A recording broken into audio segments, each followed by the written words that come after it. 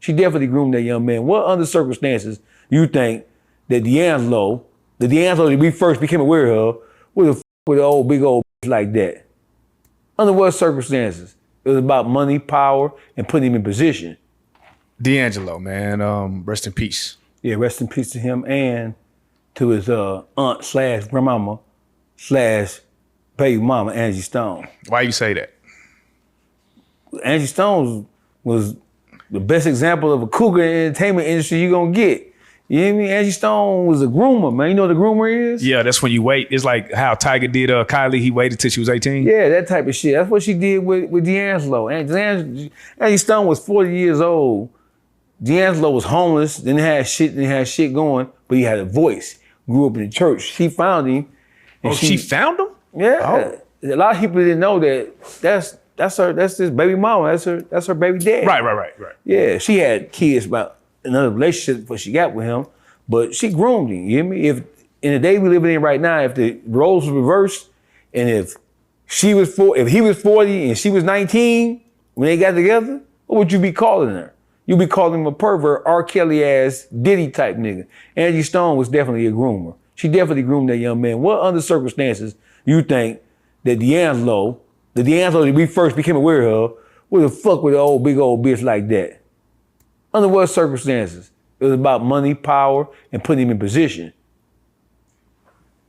Well, she did put him in position though. Yes, she did. So, that's what groomers do. Groomers have the financial acumen. They have the power and influence. Right. That's the weight that you have over somebody. Yeah. That has nothing. Right.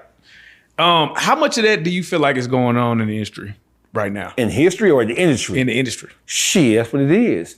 You know, I mean, it might not necessarily be age grooming, but it's definitely power. You know, power, it infests everything, man. That's why you have a Diddy. Well, she did put him in position though. Yes, she did. So, that's what groomers do. Groomers have the financial acumen. They have the power and influence. Right. That's the weight that you have over somebody. Yeah. That has nothing. Right. How much of that do you feel like is going on in the industry right now? In history or in the industry? In the industry. Shit, that's what it is. You know, I mean, it might not necessarily be age grooming, but it's definitely power. You know, power, it infests everything, man. That's why you have a Diddy. You were only able to get a Diddy because Diddy had, I mean, it ain't like Diddy's the most charming motherfucker in the world. Diddy was able to do all the sex, nipple rubbing ass shit he was doing because he was Diddy. He wasn't the manager of a Family Dollar. It was him. So that fame is a drug, bro. Right. You know what I'm saying? To be famous. Motherfuckers would rather be famous than rich because that fame brings notoriety and that brings attention. And we know black people and just people who are involved in the entertainment business as a whole, they attention starved. Motherfuckers would rather be noticeable and they would rather be known than to have money. That's why most of them end up broke at the end of the day.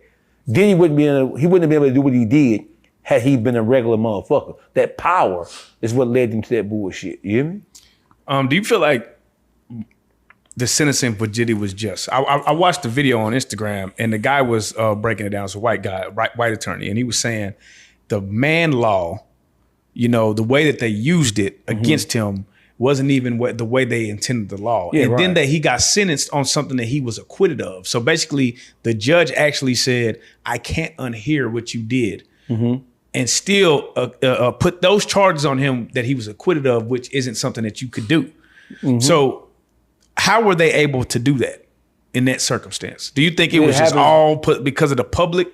No, it's the pressure. I mean, I actually thought he was gonna get more than that, even though he got found out guilty of the lesser charges as far as the overall scope of the indictment is concerned. Diddy made some very powerful people angry. The shit Diddy did is commonplace. That shit happens in the world of entertainment all the time. So it wasn't about the freaky or even the violent nature of what he did. It was about he made the wrong people angry. When you start going to Diageo, when you start going at billion-dollar corporations who have their hands and they have their tentacles and everything from politics to sports to medicine to government, which is politics, when you start fucking around like that and when you forget your place, when you forget that you a nigga, when you forget that if it wasn't for them, you wouldn't be where you are, despite your level of talent and influence, right? And when you forget your place as a nigga, you're gonna always run afoul. You're gonna always find yourself in a fucked up situation like Michael Jackson. Michael Jackson with the hollering about that, ain't no difference between black and white. We all the same. Until them hunkies put that motherfucking Jesus juice and all that kid raping on his back, and then he went to hollering about racism. Wait a minute, Mike. You just said there wasn't no difference between black and white. O.J. Simpson, another motherfucker who talking about ain't no difference between black and white. We all the same. But then when they say he killed that bitch in that cracker, it's a whole different thing. He went to hollering about his racism. Same thing with motherfucking Bill Cosby. Yeah. Bill Cosby, he went to hollering about black people this and black people that, and we don't appreciate and all some other kind of shit. As soon as you tried to buy CBS, what happened? They tore his motherfucking ass up. When black people forget their place, then there's consequences for that even now in 2025 or even in this generation. When it comes to the sentencing, I mean, Diddy was a horrible motherfucker, man. And like my man public figure Boogie say, I think he should have got 8 years for just taking another nigga cum and rubbing it on his nipple. You hear me? You should got life for that. You should get life for that. You know that's a life sentence. You gonna take a nigga cum, rub it on your nipple? I don't give a fuck about them beating Cassie ass. Bitches get their hoe beat, bitches get their head beating every day. We beat bitches ass every day. We beat bitch ass them all. Beating the bitch, that ain't nothing. But when you take some cum and rub it on your own nipples, nigga, you supposed to get a life bit for that long. That's a freaky violation. How freaky is too freaky, bro? Like, what's going on? That shit there, right there. You ain't gonna go no farther than that. You hear me? You ain't gonna go no farther than that. That's too freaky. That's right there. Line drawn. And the motherfucking saying everything that Diddy was doing. And then you gotta take a look at all the people who we know was going to them Diddy parties and it didn't come out. They ought to be lucky. I ain't even worried about Diddy. I'm worried about all the other motherfuckers who would participate in that shit. That we can't even really embarrass them because it didn't come out in court that they was actually there. We think we know who were there. What do you feel about people who they were there, but then when the situation gets sticky, they just throw their hands up and hide and don't say nothing, don't defend it.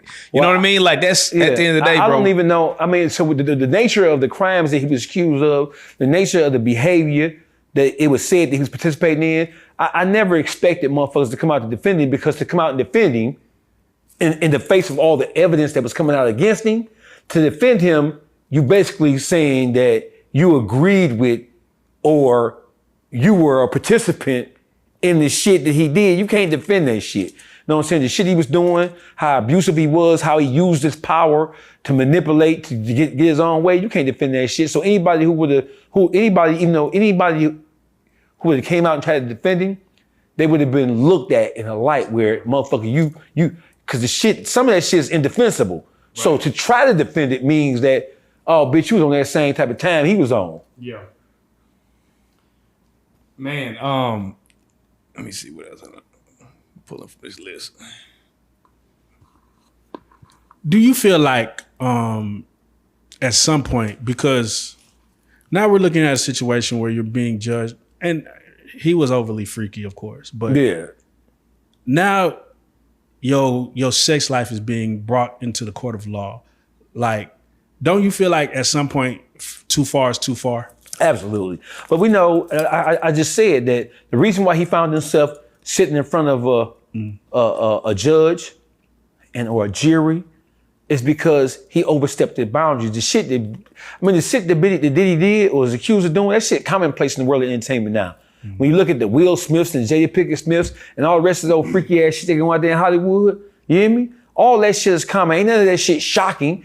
We were shocked about Diddy because it really exposed the world of hip hop. Mm-hmm. We think in the world of hip hop is that machismo, macho ass shit. We didn't have no idea there was so many cocksucking, ball blowing ass, nut hugging ass niggas up in there. We were shocked. So they say that there's a certain level you get to, like, no matter who you are, once you get to this level, you're gonna get tried like that, in that manner. I believe it. I believe that to be true. I believe, because at the very top of Hollywood, at the very top of entertainment as a whole, even at the very top of politics, all you got is freaky, diabolical, horrible motherfuckers. That power, it breeds that incestuous attitude, and it breeds that animalistic nature, and it brings out the worst of who men and women can be, not just men, but women as well. So I believe that you will get tried. I don't think you get to succumb to it. I don't think you get to succumb to it, because we look at Denzel Washington, he's one of the most preeminent actors of this generation, and even half of the last generation. You don't hear nothing about Denzel, because Denzel, in my opinion, we haven't heard anything yet. But from all appearances, we look at Denzel like he's our last hope in the world of entertainment, because it appears that he's uncompromised. Right. Do you think Black people should stop participating in this realm of the Hollywood, because it seems like inside that sports, Hollywood entertainment, it seems like we always get we become disenfranchised, we get dominated, we always come up out the losing end of that side of entertainment. I think it all falls back to how a person was raised and just their overall standards and their morals and their moral compass as a whole. Whenever you ain't standing on nothing, man, you can be easily influenced to be whatever a motherfucker wants you to be. You got motherfuckers who, you got to look at the nature of entertainment. The nature of entertainment, you don't have the most solid motherfuckers in music. You ain't got the most solid motherfuckers in the world of movies and acting and shit like that. You got motherfuckers who want to be. And the urge to want to be something, that shit outweighs common sense. And that's how these motherfuckers find themselves in compromising situations like that, to where you will send a motherfucker to Hollywood and he totally straight. And for a shot at something, a little thing, like Ray J, for example. Ray J is I'm thinking Ray J, an ultimate player out there. Mm-hmm. All of a sudden, Ray J coming down gay on the motherfucker, you hear me? I never expected Ray J to come down like that, even though I knew he was a little bit shaky, but Ray J didn't came out of the bag out there. That bag he came out of, that's just some horror. That Ray J is Diddy Jr. Who you got for this No Limit versus Cash Money? What do you think? I'm old enough to remember No Limit and Cash Money in the heyday. Right. Cash Money, I don't think there's any way Cash Money could win. I really don't. When you look at the amount of artists, and even though every artist on No Limit wasn't all superstars, it was just too many different personalities. With Cash Money, you hearing the same 3-4 people over and over again. And so the audience don't really have opportunity to cheer for nobody.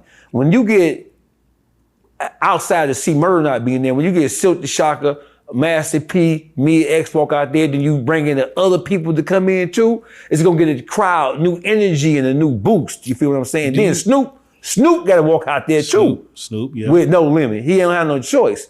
And then we don't know if Lil Wayne gonna show up. Lil Wayne didn't really show up on the Cash Money reunion tour. I think he made a couple of stops.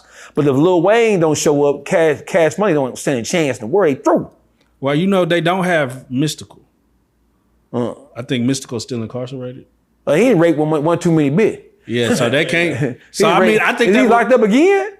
Yeah. For rape? Locked up again? I don't know if he's still incarcerated, but they might boo Mystical, but they might, cause Mystical took too much pussy now. Yeah, he was the first Diddy. That nigga, he just can't stop himself. Hey, you hear me? Why do you think that is? Why do you think that men are taking, what's up with that? That's some psychological shit. I really believe that motherfuckers who are abusers, they were abused at some point in time, because they say 75 to 85% of people who get abused, they go on to become abusers. So that shit is a vicious cycle. Motherfuckers who rape, rape and molestation, child abuse and all that other kind of shit, that's not normal criminal behavior, bro. That's some different shit. And that's why they judge it differently, and that's why the consequence of it, you might not, not the overall consequence, because I know people who done raped kids and raped women.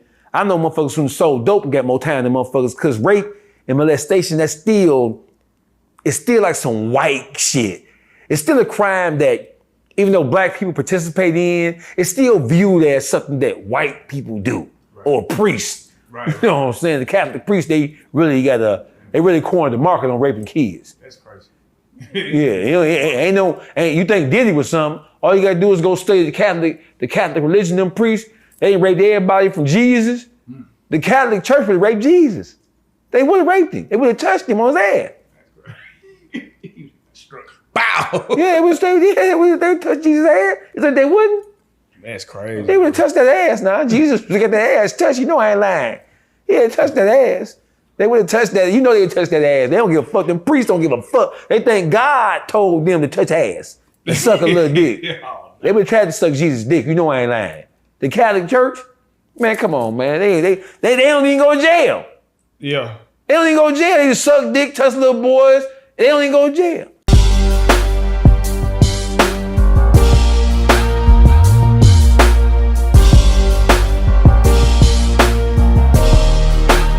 Shout out Reallyfe Street Starz, nigga. Move it. Hey.